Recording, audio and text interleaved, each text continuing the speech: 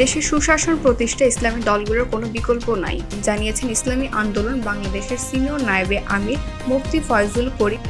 মুক্তির মূল মন্ত্র ইসলামী শাসনতন্ত্র এ স্লোগানে ইসলামী আন্দোলন বাংলাদেশ সোনারগাঁও শাখার আয়োজনে সোমবার 2 সেপ্টেম্বর বিকালে নারায়ণগঞ্জের সোনারগাঁওয়ের মোগরাপাড়া বাস স্ট্যান্ডের বিভিন্ন দাবি আদায়ে অনুষ্ঠিত গণসমাবেশে প্রধান অতিথির বক্তব্যে তিনি এ অভিযোগ করেন।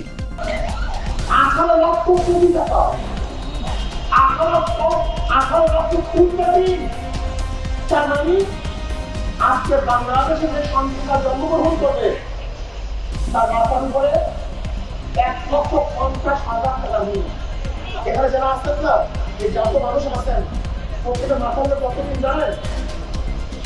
1,50,000 টাকা প্রত্যেকে নিয়ে এখানে যারা আসেন।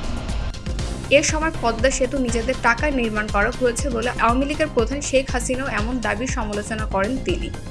আমরা কি জানি বাংলাদেশের টাকা দিয়ে পদ্মা সেতু করা হয়েছে, কিন্তু কয়েকদিন আগে কি দেখলাম পদ্মা সেতু চুক্তি দেওয়ার সময় চলে আসি এতদিন জানছি আমাদের টাকা, এখন জানছি আজি সব জায়গায় ঢোকা হচ্ছে, সব জায়গায় লুটুচুরি। কঠোর সমালোচনা করেন বিগত সরকারের দ্বারা ব্যাংকে রাখা সাধারণ জনগণের হাজার হাজার কোটি টাকা বিদেশের পাচার করার বিষয়ও। বর্তমান গভর্নর বলতেছেন গোটা দুনিয়ার মধ্যে ব্যাংক এইভাবে লুটপাট করার ইতিহাস নেই। গোটা দুনিয়ার মধ্যে এ সময় গণসমাবেশে জুলাইয়ের হত্যাকাণ্ডের বিচার এবং গত 16 বছরে সংঘটিত রাজনৈতিক প্রশাসনিক হত্যা, গুম ও মানবাধিকার লঙ্ঘনের বিচার, দুর্নীতিবাজ ও বিদেশে অর্থ পাচারকারীদের সব সম্পত্তি ক্রয় করে রাষ্ট্রীয় কোষাগারে জমার দাবি জানান তিনি।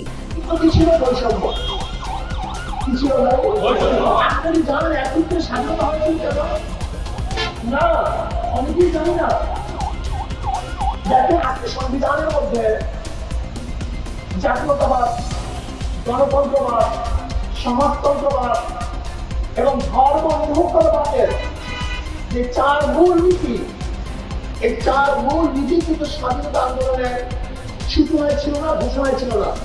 জান্নাত হোসেন, তরণী 24 টিভি নিউজ ডেস্ক।